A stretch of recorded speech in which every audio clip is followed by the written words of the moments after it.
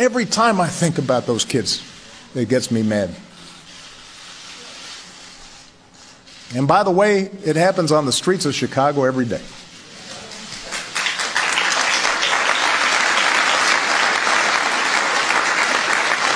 So, we cannot simply turn away and dismiss those in peaceful protest as troublemakers or paranoid.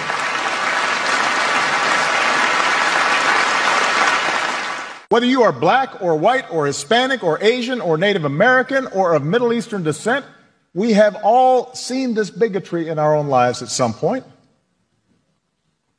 We've heard it at times in our own homes.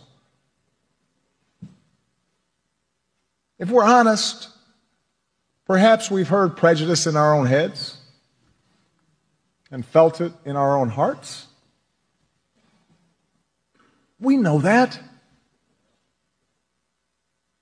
And while some suffer far more under racism's burden,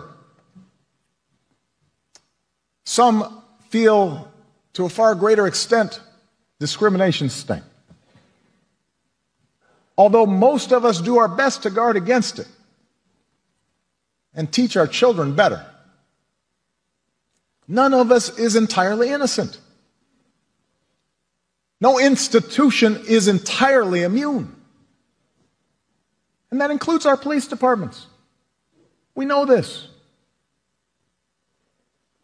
And so when African Americans from all walks of life, from different communities across the country, voice a growing despair over what they perceive to be unequal treatment, when study after study shows that whites and people of color experience the criminal justice system differently, so that if you're black, you're more likely to be pulled over or searched or arrested, more likely to get longer sentences, more likely to get the death penalty for the same crime.